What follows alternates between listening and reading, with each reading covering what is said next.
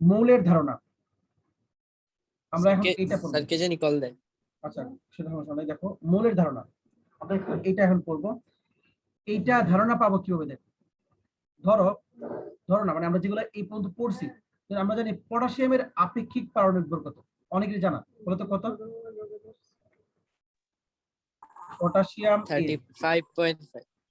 পটাশিয়ামের আপেক্ষিক পারমাণবিক ভর, এটা উল্টাপাল্টা কোশ্চেন, তুই তো উল্টাপাল্টা কই তো উল্টাপাল্টা করস। আপেক্ষিক পারমাণবিক ভর কত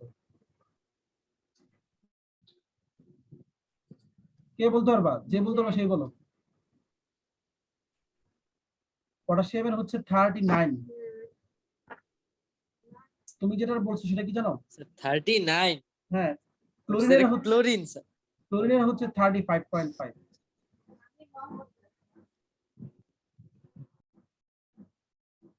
এরপরে হচ্ছে তোমার সোডিয়ামের হচ্ছে 23। এরকম বিভিন্ন মৌলের বিভিন্ন পারমাণবিক ভর। এখন তুমি কি বলতে পারবা যে এইগুলা কিভাবে হিসাব করা হয়েছে বা এইগুলা কিভাবে আমরা জানতে পারছি? একটু খেয়াল করে দেখো যে আমরা জানি প্রত্যেকটা পদার্থের পরমাণু কি দ্বারা গঠিত? নিউক্লিয়াস দ্বারা গঠিত। নিউক্লিয়াস আর ইলেকট্রন দ্বারা গঠিত। নিউক্লিয়াস আবার কি থাকে? প্রোটন আর নিউট্রন। তার মানে প্রত্যেকটা মৌলের পরমাণুতে কি আছে? প্রোটন আছে, নিউট্রন আছে, ইলেকট্রন আছে। কিন্তু আমি যদি বলি পটাশিয়ামের পরমাণুতে প্রোটন কয়টা আছে? 19টা। 19টা প্রোটন। নিউট্রন আমি ধরলাম 19টা 20টা একটা ঘড়ি চলে। নিউট্রনটা আমি ধরলাম মনে করো 19টাই ধরলাম বা 20টা ধরলাম, ঠিক আছে? 20টা নিউট্রন। আর ইলেকট্রন আছে কয়টা? 19টা। কারণ যে কয়টা প্রোটন থাকে সে কয়টা কি থাকে? ইলেকট্রন থাকে। আবার দেখো সোডিয়াম, সোডিয়ামে 11টা প্রোটন আছে, 11টা ইলেকট্রন আছে, 11টা ধরো না 11টা নিউট্রন আছে অথবা 12টা নিউট্রন আছে, কাছাকাছি ধরলাম। নিউট্রনটা একেবারে কনফার্ম না যে 11টা বা 12টা, হতে পারে 11টা, হতে পারে 12টা, আরো বেশিও হতে পারে, ঠিক আছে? যাক আমরা জাস্ট একটা ধরলাম। এখন বলতো সোডিয়ামের একটা মনে করো সোডিয়ামের একটা পরমাণু, আর আমি প্রোটনকে ধরলাম একটা মার্বেল। ইলেকট্রন প্রোটন নিউট্রন হচ্ছে মার্বেল। প্রোটন হচ্ছে লাল কালার মার্বেল, একটা বড় মার্বেল মিডিয়াম সাইজের। নিউট্রন একটা মার্বেল নীল কালার, এটাও বড়। ইলেকট্রন হচ্ছে একটা ছোট সাইজের মার্বেল। বুঝা যাচ্ছে যে প্রোটন আর নিউট্রনের ভর হচ্ছে প্রায় কাছাকাছি সমান। তাহলে এখন যদি বলি এই একটা প্যাকেট, সোডিয়ামের পরমাণুকে একটা প্যাকেট মনে করি আর পটাশিয়ামের পরমাণুকে আরেকটা প্যাকেট মনে করি, দুইটা প্যাকেটের ভর কি সেম হবে না ভিন্ন হবে? আমার কথা কি বুঝতেছো? স্যার ভিন্ন ভিন্ন হবে, কারণ ওর মধ্যে প্রোটন আছে কম, ইলেকট্রন আছে কম, নিউট্রন আছে কম। পটাশিয়ামের মধ্যে প্রোটন নিউট্রন ইলেকট্রন সবই বেশি, ক্লোরিনের মধ্যে সবই বেশি ইয়ার থেকে, সোডিয়াম থেকে। তার মানে ভিন্ন হবে। তাহলে আমি যদি বলি এক প্যাকেট সোডিয়াম পরমাণু, একটা মানে একটা প্যাকেট দিলাম সোডিয়াম পরমাণুতে, সোডিয়ামের প্যাকেটের ভর হচ্ছে 23 আর পটাশিয়ামের প্যাকেটের ভর হচ্ছে কত? 39। কেন পার্থক্যটা হয় বুঝতে পারছো? আসলে একটা প্যাকেটের ভর না, তোমরা কনফিউজড হও না। হ্যাঁ কনফিউজড হও না এই কারণে, আসলে কিন্তু একটা প্যাকেটের ভর 39 না, আমি কেটে দিলাম। আসলে একটা প্যাকেটের ভর না, অনেকগুলা প্যাকেটের ভর হচ্ছে 39। কয়টা প্যাকেটের ভর সেটা আমরা মূলত বের করবো, কিন্তু এইটা আমরা কনফার্ম যে সোডিয়ামের একটা প্যাকেট থেকে পটাশিয়ামের একটা প্যাকেট অনেক বড়, অথবা বলতে পারি ভর বেশি। আরো সহজভাবে যদি বলি পটাশিয়ামের একটা পরমাণুর ভর, পটাশিয়ামের একটি পরমাণুর ভর, পরমাণুর ভর সোডিয়ামের একটি পরমাণুর ভর থেকে অনেক বেশি, পরমাণুর ভর থেকে বেশি, অনেক বেশি।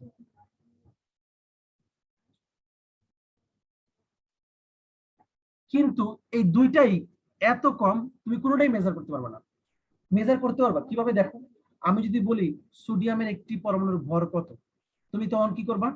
তুমি লিখবা 11টা প্রোটন এর ভর প্লাস 11টা নিউট্রনের, 11টা বা 12টা নিউট্রনের ভর, মনে করো 12টা নিউট্রনের ভর। তাহলে mass of proton, mass of neutron. ইলেকট্রনের ভর যোগ করা লাগে না, তারপর আমি করলাম আরো পারফেকশন পাওয়ার জন্য। 11টা ইলেকট্রনের ভর, তুমি সবগুলো যোগ করে একটা মান পাইলা। এই মানটা কত আসবে?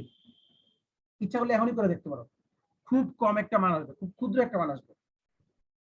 10⁻⁻⁻⁻⁻⁻⁻⁻⁻⁻⁻⁻⁻⁻⁻⁻⁻⁻⁻⁻⁻⁻⁻⁻⁻⁻⁻⁻⁻⁻⁻⁻⁻⁻⁻⁻⁻ 22 বা 23 এই টাইপের একটা ভ্যালু আসবে। কেন? 11টা proton, 11 into 1.673 into 10 to the power -4।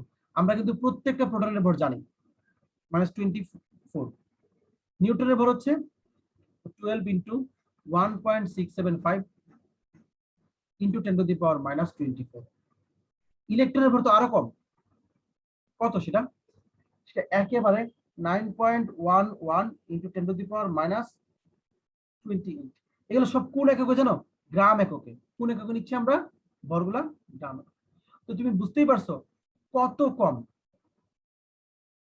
তাহলে এটা হচ্ছে সোডিয়ামের একটা পরমাণুর ভর। তাহলে আমি যে লিখলাম সোডিয়ামের আপেক্ষিক পারমাণবিক ভর 23 আর পটাশিয়ামের হচ্ছে 39। এটা আসলে কয়টা পরমাণুর ভর তুমি কি জানো? একটা পরমাণুর ভর তো অনেক কম। 23 দূরের কথা, একই তো হবে না, এক থেকে অনেক ছোট, হাফও হবে না, হাফ থেকেও ছোট। মানে হাফে যদি 100 ভাগ করো তার থেকেও ছোট। মানে এত ছোট এটা কল্পনাই করা যায় না। মানে তুমি এত দূরে যাইতেই পারতেছো না হিসাব করে।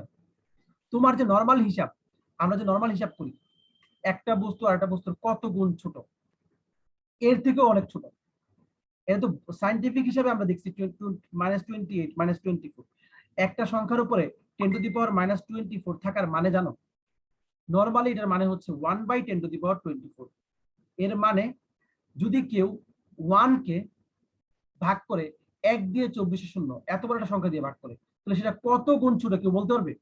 নরমালি সায়েন্টিফিক হিসাব ছাড়া আমরা যে নরমালি হিসাব করি, বলা পসিবল?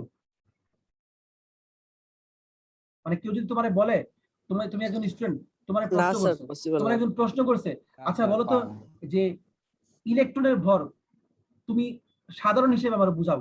একজন বললো তোমার, যে কোনো একজন, তোমার একজন আঙ্কেল বললো, মানে উনি হয়তো বা মানে ভালো মানে এই সায়েন্স বিষয়ে জানে, কিন্তু তোমার সাথে একটু মজা নিল। তুমি একটা ইলেকট্রনের ভর বুঝাও তো কত, কত গুণ ছোট, এক এক গ্রাম থেকে কত ছোট? তুমি কি বলবো? 1 গ্রামের 1000 ভাগের 1 ভাগ? আরো ছোট। চিন্তাও করা যায় না। 1 দিয়ে 28টা শূন্য, এতগুলো এত ভাগ ছোট। 1 দিয়ে 28 শূন্য তুমি কত বলবা? 1000 ভাগের 1 ভাগও বলতে পারো না, 10,000 ভাগের 1 ভাগও না, 1 লক্ষ ভাগের 1 ভাগ তার চেয়েও ছোট, 1 কোটি ভাগের 1 ভাগ তার চেয়েও ছোট। কোটির কোটি কত হয় জানো? 10 টু দি পাওয়ার 14, তারও কোটি। তার মানে কত ভাগ তুমি চিন্তা করতে পারছো? এটা কিন্তু তুমি তোমার নর্মাল হিসেবে বুঝাইতে পারবে না। তার মানে চিন্তাই করতে পারছো একটা সোডিয়ামের ভর কতটা ছোট, বা একটা সোডিয়াম স্যার পরমাণুর ভর, বা এত একটা ছোট জিনিসটা, স্যার এত ছোট জিনিস স্যার কিভাবে বিজ্ঞানীরা গুড কোশ্চেন, দেখলো? Good question. কিভাবে আসলে এত ছোট জিনিস বলতে গেলে কি, সোডিয়ামের একটা পরমাণু তো ছোট। এই দেখো প্রথম দিকে কিছু কিছু বিষয় হচ্ছে ইলেকট্রন মাইক্রোস্কোপের আগে তো এগুলা মানুষ জানতো না। এইভাবে ইলেকট্রন জি মাইক্রোস্কোপ স্যার। আবিষ্কারের পরে অনেক কিছু জানতে পারছে। কিন্তু তার আগ পর্যন্ত বিজ্ঞানীরা এই যে ভর বর্ণালী বিজ্ঞান পদ্ধতি নামে একটা পদ্ধতি আছে, এখানে বিজ্ঞানীরা বিভিন্ন পরীক্ষা নিরীক্ষার সাহায্য নিত। এর মাধ্যমে আন্দাজ করে ভর একটা নিত। যেমন যে অ্যাভোগাড্রো বলছে, অ্যাভোগাড্রো নামে একজন বিজ্ঞানী আছে, এই যে আমরা সামনে পড়লেই বুঝতে হবে। এটা নিয়ে পড়ানোর জন্য এত কাহিনী করতেছি। এই যে সে বলছে যে একটা নির্দিষ্ট পরিমাণের মধ্যে একটা সংখ্যা কণা আছে। আচ্ছা তুমি চিন্তা করো, পৃথিবীতে যত মানুষ নাই, বা যত মানুষ পৃথিবীতে এখন পর্যন্ত আসে নাই, ভবিষ্যতেও আসবে কিনা এটা আল্লাহ ভালো বলতে পারে। এই এর চেয়েও বেশি সংখ্যা একটা বলছে সে, যে একটা এইটুকু টুকরার মধ্যে মনে করো সোডিয়ামের বললাম, সোডিয়ামের 23 গ্রাম, একজন বললো, একজন বিজ্ঞানী বলছে সোডিয়ামের 23 গ্রামের মধ্যে একটা নির্দিষ্ট সংখ্যক কণা আছে। কণাটা কতগুলো? 6.023 ইন্টু 10 টু দি পাওয়ার 23। এতটি কণা আছে। কে বলছে? মানে এতগুলো পরমাণু আছে সোডিয়ামের 23 গ্রামে, একজন বিজ্ঞানী বলছে। এখন তুমি তারা কি পাগল ছাড়া কিছু বলতে পারো? জি এতগুলো স্যার। কোনো গুণা কি পসিবল? এটার মানে বুঝো, না 6023। আরো কয়টা শূন্য হবে? 20টা শূন্য, 1 2 3 4 5 6 7 8 20টা 9। শূন্য স্যার, 10 কে এত দ্বারা গুণ করে আবার ওইটাকে আবার এটাকে হ্যাঁ হ্যাঁ, চিন্তা করো 6.03। এত বড় সংখ্যা গোনা কি পসিবল? আমি মানে আরো দুই একটা কম লিখছি, শূন্য, যাই হোক। এতগুলো কি গোনা পসিবল? সে কিভাবে এটা স্যার আন্দাজ করছে? আসলে প্রচুর। সে নিজেও এটা গুনে নাই, কিন্তু সে একটা সিস্টেমের মাধ্যমে মাপটা পাইছে। সেটা আমরা যাবো আস্তে আস্তে। প্রথমত এই যে 23 বলি, অথবা এই সোডিয়ামের 23, পটাশিয়ামের বলি হচ্ছে আমরা এই কি বলে, পটাশিয়ামের আমরা বলি হচ্ছে তোমার 39 গ্রাম। এটা বলি না আমরা আপেক্ষিক পারমাণবিক ভর, গ্রাম আপেক্ষিক পারমাণবিক ভর, বা শুধু পারমাণবিক ভর, গ্রাম না। জাস্ট আমরা বলি সোডিয়ামের আপেক্ষিক পারমাণবিক ভর 23 আর পটাশিয়াম হচ্ছে 39, কোনো গ্রাম টাম লিখি না। এটা বলি না আমরা। জি স্যার। এটা আমরা কিভাবে পাইছি মনে আছে একটু? ইতিহাসটা দেখো তো, চিন্তা করি যে আমরা যা পড়ছি তার মধ্যে একটু চিন্তা করি। ফার্স্ট টাইমে পড়ছিলাম কিভাবে একটি মোলের আপেক্ষিক পারমাণবিক ভর বের করা যায়। যে বলতে পারো সেই বলো, কোনো সমস্যা নাই।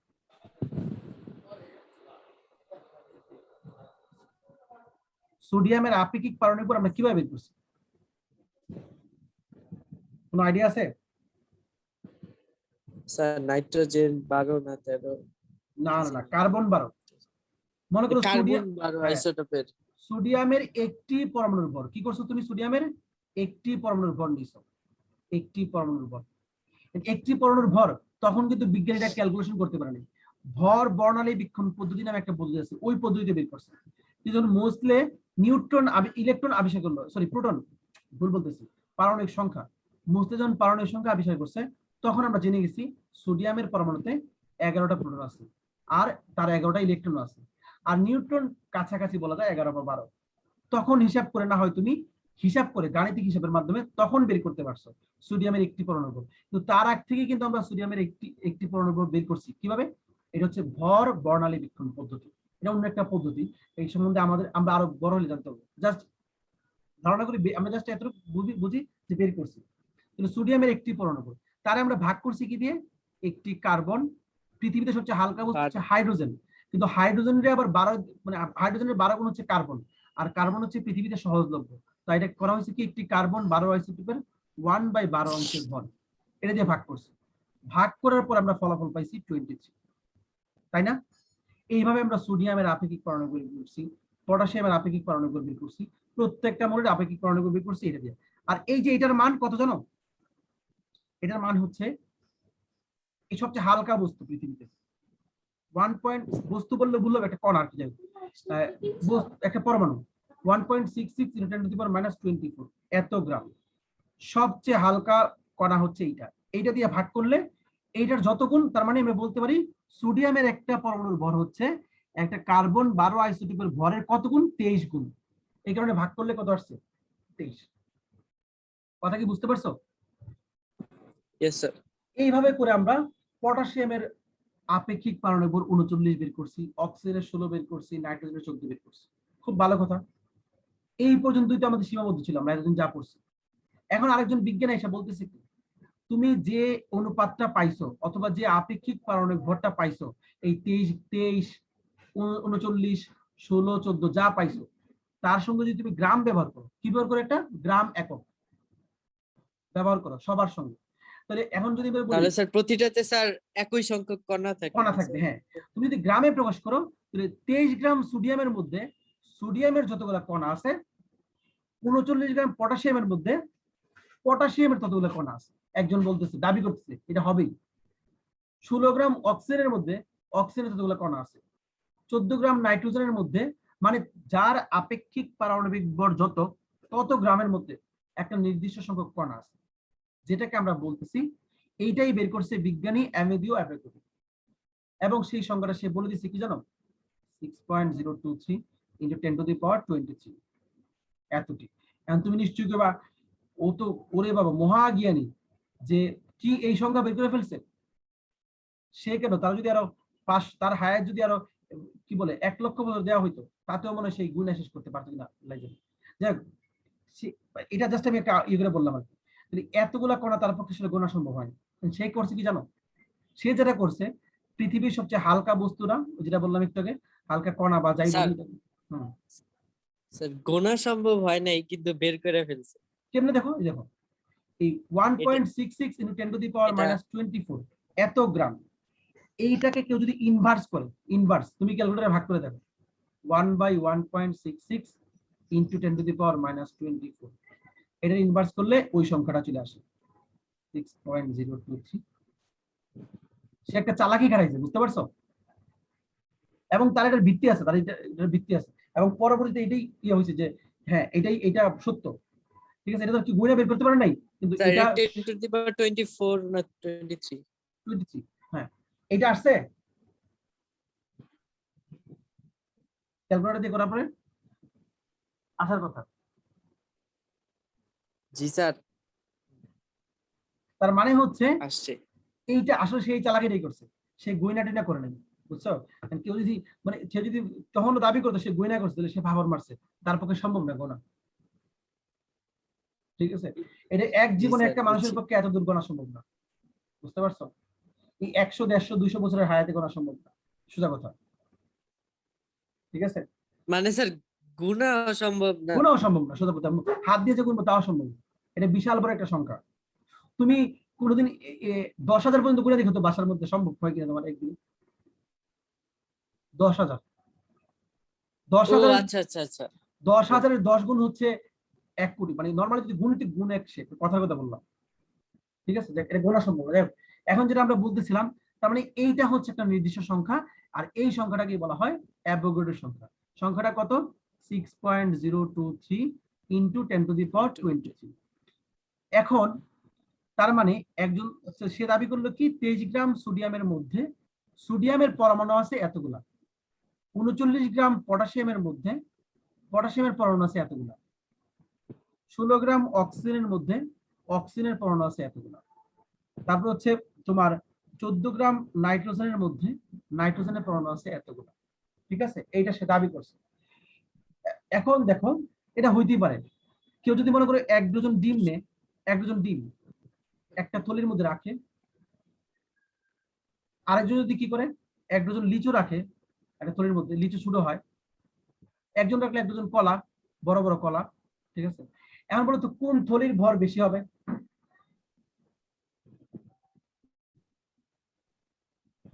কলা। কলার ভর বেশি হবে। তারপর ডিম, তারপর লিচু। এটা কমন সেন্স। সোডিয়ামের একটা পরমাণু পটাশিয়ামের একটা পরমাণু থেকে ছোট, তাহলে সোডিয়ামের তাহলে এতগুলো সোডিয়ামের ভরও কি হবে?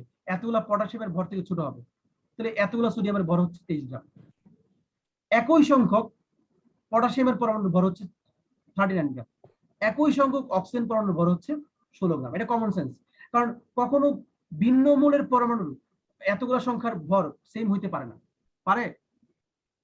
আবার এতগুলো নাইট্রোজেনের ভর হচ্ছে 14 গ্রাম। কারণ কি, নাইট্রোজেনের মধ্যে আছে, প্রত্যেকটা নাইট্রোজেন পরমাণুর মধ্যে 7টা প্রোটন আছে, 7টা নিউট্রন আছে, 7টা ইলেকট্রন আছে। তাহলে অবশ্যই তার ভর এই অক্সিজেন থেকে কম হবে, কারণ অক্সিজেনে কি আছে? 8টা প্রোটন, 8টা নিউট্রন, 8টা ইলেকট্রন। পটাশিয়ামে কি আছে? 19টা প্রোটন, 19টা ইলেকট্রন, 19টা নিউট্রন, ধরো 19টাই। তাহলে বুঝা যাচ্ছে পটাশিয়ামের ভর বেশি হবে। কিন্তু তাহলে এতগুলা পটাশিয়াম পরমাণুর ভর 39 গ্রাম, এতগুলা সোডিয়াম পরমাণুর ভর হচ্ছে 23 গ্রাম। এখন দেখো, আমি ধরলাম এখানে কলা কলা নিয়ে চিন্তা করছিলাম, এখানে 12টা কলা আছে, 12টা কলার ভর হচ্ছে তোমার 2 কেজি অথবা 1.5 কেজি, যাই হোক 2 কেজি ধরলাম।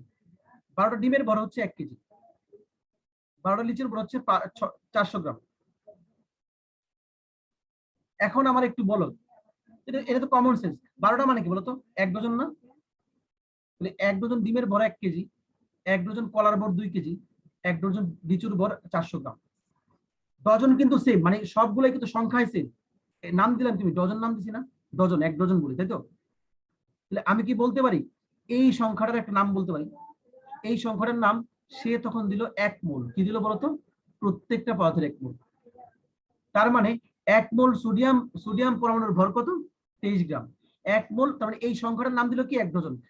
মানে 1 মোল। যেমন আমরা যদি বলি 12টা হচ্ছে 1 ডজন, 12টা ডিম মানে 1 ডজন ডিম, 12টা লিচু মানে 1 ডজন লিচু। তাহলে এই সংখ্যাটার নাম দিয়ে তখন কি বলতো? 1 মোল। তাহলে 1 মোল সোডিয়ামের ভর হচ্ছে 23 গ্রাম। আর 1 মোল সোডিয়াম মানে কয়টা? 6.023 ইন্টু 10⁻23। সোজা কথা, 1 মোল মানে অ্যাভোগাড্রোর সংখ্যা।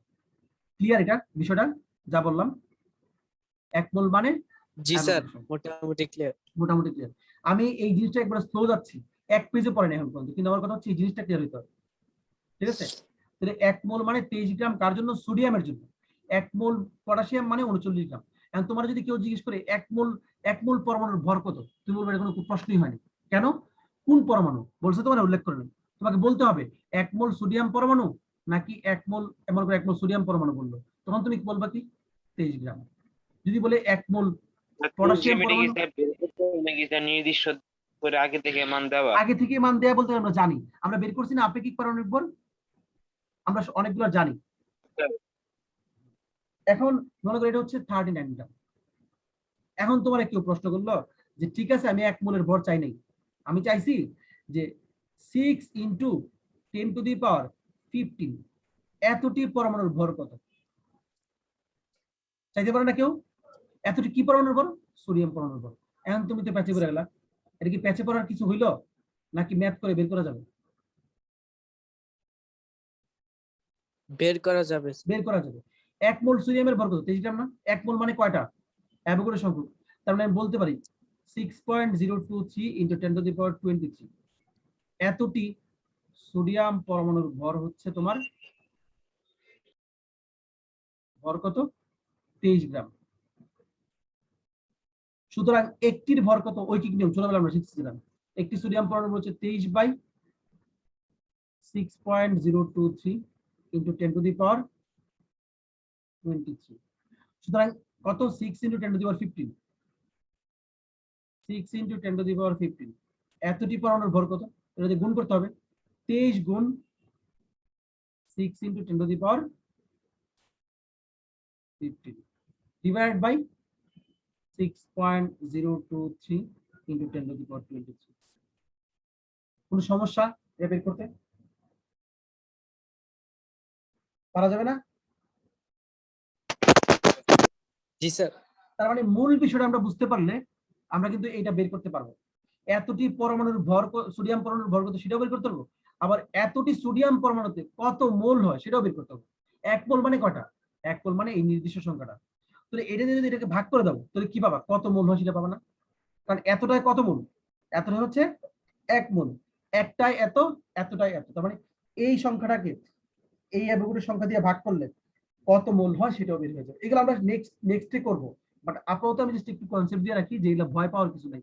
আমরা যদি মোল জিনিসটা বুঝতে পারি তাহলে আমাদের অনেকটা কাজ হয়ে যাবে। তাহলে মোল বিষয়টা ক্লিয়ার?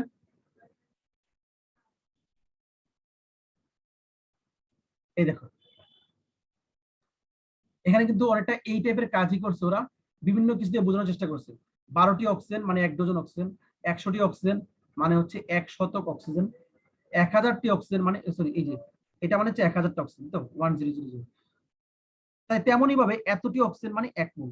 এই বইয়ে 6 পর্যন্ত 2 পর্যন্ত আছে, 2 3ও হয় কোন কোন, এই যে এটাতে আবার দেয়া আছে পরে আবার 2 3 দেয়া আছে। একই বইয়ে যে কত ধরনের ভ্যারাইটিস তৈরি করছে এরা, যেখানে আবার ঠিক এখানে মনে হয় প্রিন্টিং মিস্টেক, এটা 3 হওয়ার কথা। এই যে 1 মোল পরমাণুতে এতটি পরমাণু আছে, 1 মোল অণুতে এতটি অণু আছে, 1 মোল আয়নে এতটি আয়ন আছে। যদি বলি 1 মোল ইলেকট্রন তাহলে কয়টা ইলেকট্রন? অবশ্যই এই সংখ্যা। বুঝতে পারছো? তার মানে হচ্ছে অতএব এত সংখ্যাটি পরমাণু, অণু, আয়ন ইত্যাদি সকল ক্ষেত্রেই ব্যবহার করা যায়। এই সংখ্যাটিকে বলা হয় অ্যাভোগাড্রো সংখ্যা।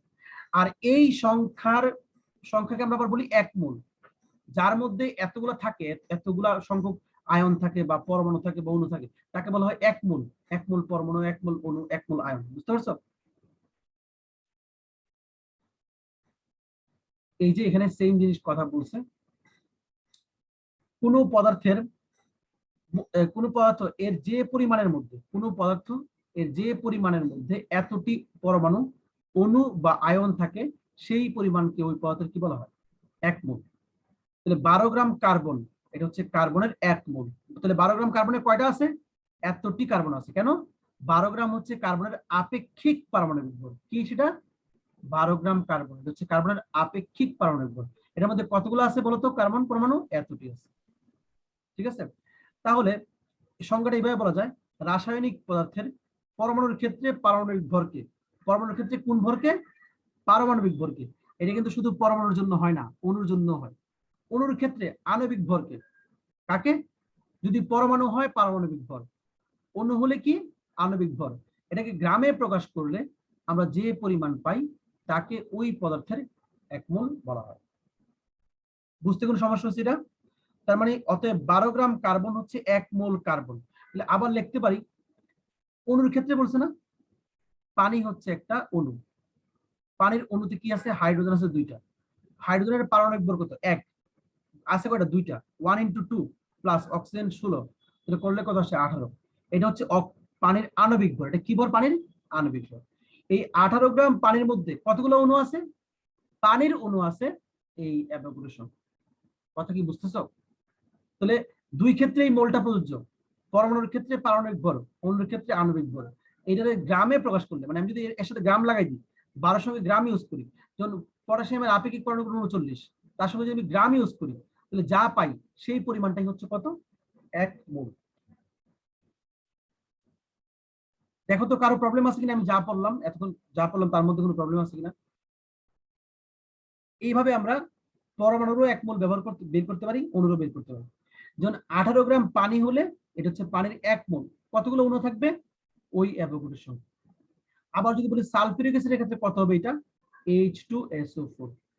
হাইড্রোজেন কত, 1, কয়টা আছে হাইড্রোজেন, 2টা, প্লাস সালফার কত, 32, কি সালফার আপেক্ষিক পরমাণু কয়টা আছে, একটা, 1 দিয়ে গুণ করলেও পারি না করলেও পারি, প্লাস অক্সিজেন আছে কয়টা, 16, 4টা, অক্সিজেন হচ্ছে 16, 16 গুণ 4 তাহলে আসতেছে 2 প্লাস 32 প্লাস 64 ইকুয়াল টু 98। তার মানে সালফিউরিক অ্যাসিডের আপেক্ষিক আণবিক ভর হচ্ছে 98। এই আণবিক ভরটাকে যদি আমি গ্রামে প্রকাশ করি তাহলে যে পরিমাণ পাইলাম, যত পরিমাণ হইলো এখন 98 গ্রামে যতটুকু হয় সেটা হচ্ছে সালফিউরিক অ্যাসিডের কি 1 মোল, অন্য কারো 1 মোল হবে না, কারণ এটা সালফিউরিক অ্যাসিডের 1 মোল হবে। আমরা এটা ক্লিয়ার, বুঝতে পারছি এটুকু? স্যার আবার একটু বলতেন যে আমরা যেমন যৌগ, পারমাণবিক, হ্যাঁ বলতেছি, আমরা যেমন পারমাণবিক ভর শিখছি না, পটাশিয়ামের পারমাণবিক ভর 39, তাহলে এটা যদি গ্রামে প্রকাশ করি তাহলে এটা কি হয় বলতো, এই 39 গ্রামকে আমরা কি বলি, 1 মোল বলি না, কার 1 মোল বলি, কার নাম কি, অ্যাভোগাড্রো, পটাশিয়াম। হ্যাঁ ঠিক আছে, কিন্তু কার এটা, পটাশিয়াম, পটাশিয়ামের 1 মোল মানে পটাশিয়াম। হচ্ছে 39 গ্রাম, আর এর মধ্যে কণা আছে কয়টা, অ্যাভোগাড্রো সংখ্যা 6.023 নিউটন প্রতি মিটার, তাই তো। কিন্তু আমি যদি বলি যে 39 গ্রামে কি সোডিয়ামের 1 মোল হবে, না, সোডিয়ামের হবে 23 গ্রাম, নাকি? তাহলে এরা সবাই কি বলতো, পরমাণু না, পটাশিয়াম সোডিয়াম এরা কি পরমাণু। তাহলে পরমাণুর ক্ষেত্রে আমি কোন ভর হিসাব করছি, পারমাণবিক ভর। কিন্তু অণু যদি হয়, যেমন পানি একটা অণু, কিন্তু পানির মধ্যে কি কি আছে, পানির মধ্যে পরমাণু আছে 3টা, হাইড্রোজেনের 2টা, তাহলে হাইড্রোজেনের পারমাণবিক ভর হচ্ছে 1, 2টা আছে 2 দিয়ে গুণ করছি, প্লাস অক্সিজেনের পারমাণবিক ভর হচ্ছে 16, একটা আছে গুণ করার দরকার নেই, 16 এর 2 কত হলো 18, এই 18 হচ্ছে পানির একটা আণবিক ভর। এই আণবিক ভরটাকেও যদি আমরা গ্রামে প্রকাশ করি তাহলে এইটাও 1 মোল হবে, কার 1 মোল হবে, পানির 1 মোল হবে। বুঝতে পারছো? এই আণবিক ভরটাকে যদি গ্রামে প্রকাশ করি তাহলে যে মানে স্যার পরিমাণ H2O এই পানি যৌগটার 1 মোল, 1 1 মোল মোল, হবে। 1 মোল পানি মানে হচ্ছে কত গ্রাম, 18 গ্রাম। এর মধ্যে কতগুলো পানির কণা আছে, পানির অণু আছে, এখন কিন্তু পরমাণু বলবো না, কি বলবো, অণু বলবো, কারণ কি পানি হচ্ছে অণু। অণুর ক্ষেত্রে আমরা আণবিক ভর বের করছি, আণবিক ভরের জন্য অণু, আর পারমাণবিক ভরের জন্য কি, পরমাণু। বুঝতে পারছো? যেমন সালফিউরিক অ্যাসিড হচ্ছে 98 গ্রাম, 98 হচ্ছে সালফিউরিক অ্যাসিডের আপেক্ষিক পারমাণবিক ভর, আণবিক ভর, পারমাণবিক আণবিক ভর। এটা যদি গ্রামে প্রকাশ করি, এই 98 গ্রামে সালফিউরিক অ্যাসিডের অণু আছে কয়টা, 6.023 ইনটু 10 টু দি পাওয়ার 23। আশা করি এই পেজটা ক্লিয়ার হয়েছে। আরো দুইটা জি এক্সাম্পল স্যার। আমরা দেখলে ক্লিয়ার হয়ে যাবে। ক্লোরিনের পরমাণু হয়, অণু হয়, কিছু কিছু মৌল অণু হিসেবে থাকে, পরমাণু হিসেবে থাকে। ক্লোরিন Cl, ক্লোরিনের আপেক্ষিক পরমাণু ভর 35.5। এইটাকে যদি আমি গ্রামে প্রকাশ করি তাহলে এর মধ্যে পরমাণু আছে ক্লোরিনের কতগুলা, 6.023 ইনটু 10 টু দি পাওয়ার 23, এতটি কি আছে পরমাণু। এখন যদি আমি বলি Cl2 একটা অণু, এর আণবিক ভর কত, ক্লোরিনের 35.5, সাথে আমি গুণ করবো 2 দিয়ে, কারণ 2টা আছে, করলে আসে 71। এই 71 কে যদি আমি গ্রামে প্রকাশ করি তাহলে যে পরিমাণ পাইলাম এর মধ্যে ক্লোরিনের অণু আছে কতগুলা, অ্যাভোগাড্রো সংখ্যা কি আছে, ক্লোরিনের অণু আছে, আমি পরমাণু কিন্তু বলি না, এখন ক্লোরিনের অণু আছে এতটি, 6.023 নিউটন টু দি পাওয়ার 23, এতটি। তাহলে এই এতগুলা কি আছে, অণু আছে। আবার ক্লোরিনের একটা অণুর মধ্যে পরমাণু কয়টা আছে বলতো, 2টা ক্লোরিন মিলে একটা অণু হয়েছে না, আমরা কিন্তু এটা সমযোজী বন্ধনের সময় পড়ছি। তার মানে একটা অণুতে পরমাণু আছে 2টা, তাহলে অ্যাভোগাড্রো সংখ্যক অণুতে পরমাণু আছে কত, 2 ইনটু অ্যাভোগাড্রো সংখ্যক 2 ইনটু 6. তার মানে অণু থেকে আবার কি করতে পারবা, অণু থেকে তুমি আবার পরমাণু বের করতে পারবা। আগে অণু বের করবা আণবিক ভর হইলে, তারপরে একটা অণুতে কয়টা পরমাণু আছে, 2টা, তাহলে 2 দিয়ে গুণ করে দিবা, ওই অণুর সংখ্যার 2 দিয়ে গুণ করলে কি পাবো, পরমাণুর সংখ্যা পাবো, তাই না? বুঝতে পারছো?